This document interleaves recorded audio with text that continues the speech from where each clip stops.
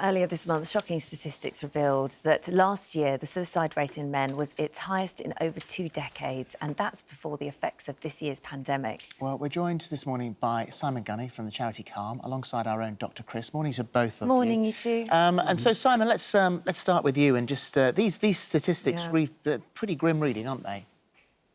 Yeah, and they continue from the year before as well. So from 2018, we saw a similar kind of trajectory. What we haven't got so far is numbers from Scotland and Northern Ireland. So we have to be clear that we're just looking at England and Wales, but we continue to see male suicide as 75% of all suicides, and that number in England and Wales is at its highest since 2000.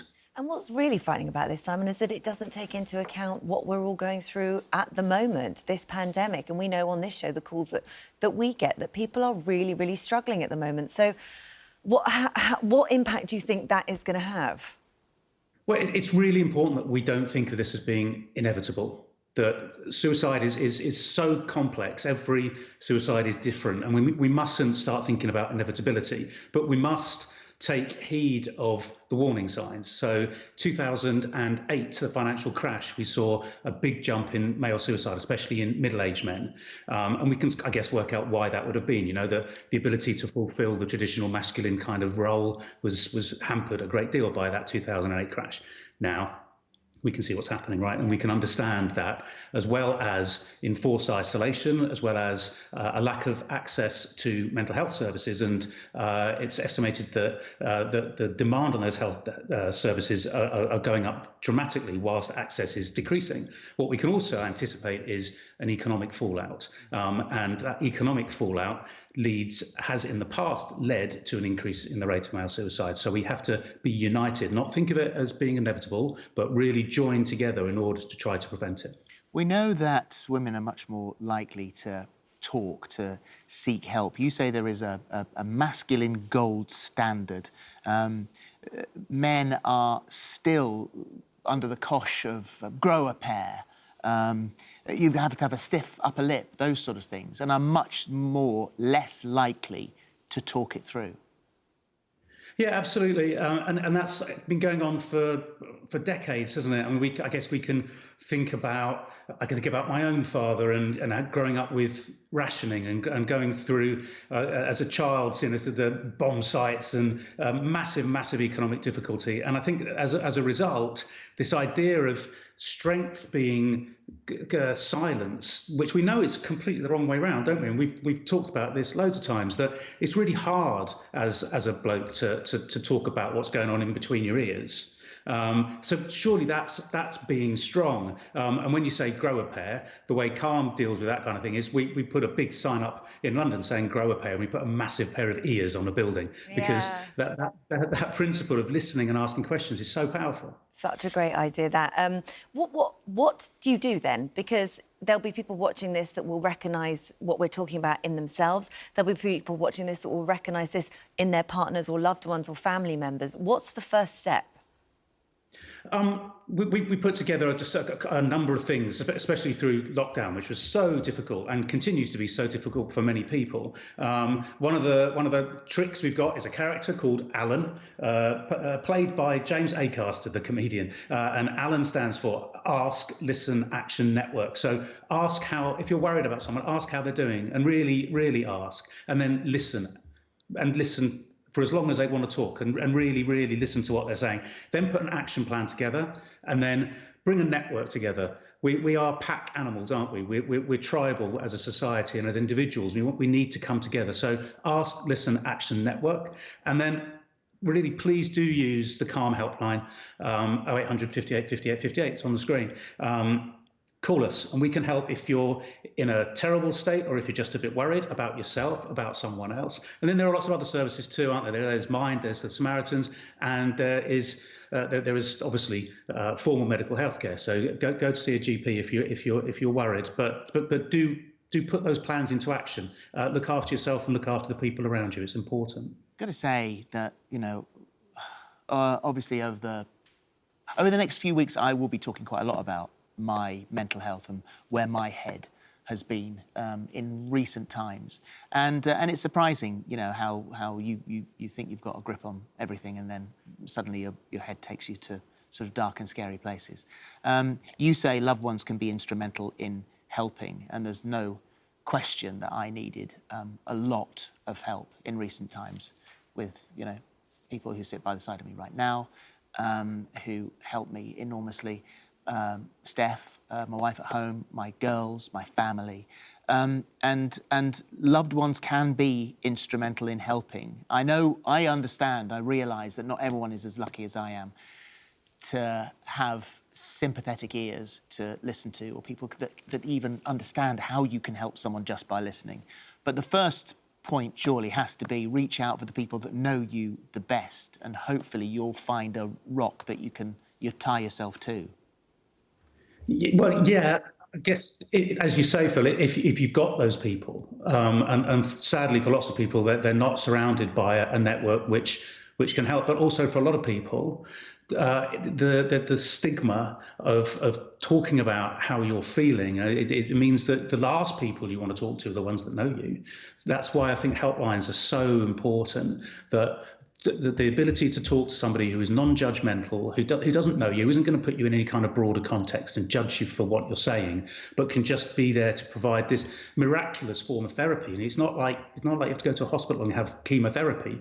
Just talking, it can help so much, and the root of it is about human contact. But yes, if you've got people that are around you, that's fantastic. If you haven't, then helplines and doctors are brilliant. Ultimately, it's talking to somebody, isn't it? Yeah. Somebody, just talk to somebody. We're going to bring Dr. Chris in now. Good morning, Chris. And you've spoken many times about your own struggle with depression here on this show, and you've had recently, it's happened again, but this time it's led you to believe that you might be suffering from something else. And this is something, you know, depression takes many, many forms and does many, many strange things to you. So just explain what you went through. Well, basically, in November last year, I started getting physical symptoms. My muscles were feeling weak. I was dropping things. I couldn't walk far. And of course, being a doctor, I sat down and thought about these symptoms. I thought, my goodness, this looks like motor neuron disease, the disease that Stephen Hawking had. And of course, it's a very poor outlook, and the symptoms are terrible. And this really played on my mind, and I was convinced I had it. And my mood got worse and worse, and the depression came upon me. I've had depression 2 or 3 times before, and the viewers do know this. So I saw a neurologist to sort out the muscle problem, and that actually is now gone. I'm fighting fit now, but I also saw a psychiatrist who treated me. Interestingly, he gave me one antidepressant called metazapine, and I wasn't doing too well on that.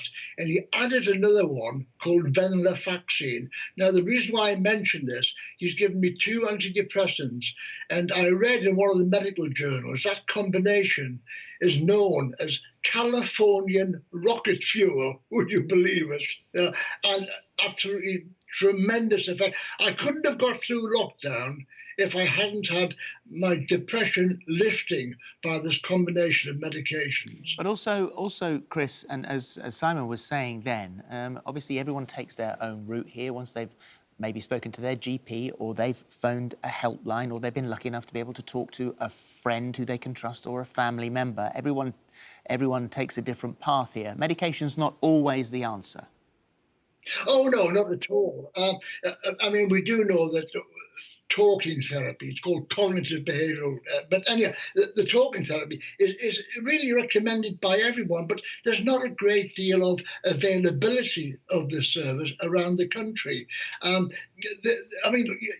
You can't fight depression on your own. I mean, maybe you're feeling low, but if your symptoms of feeling low and low mood and sleep disturbance are persisting for a fortnight, then you need to go and see your GP and let him take it further. But as Simon said, calling calm. I mean, you can do that straight away. It's always like a 999 emergency service, for depressed patients. So you always think that you can reach out, you can get help. These people at the end of the phone are highly experienced, at counselling and directing you in which direction to go. With depression, you've lost all interest.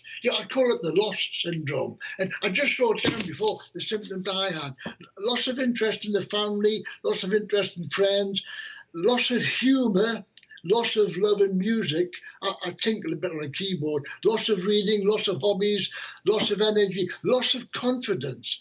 I couldn't drive the car. I didn't want to answer the phone.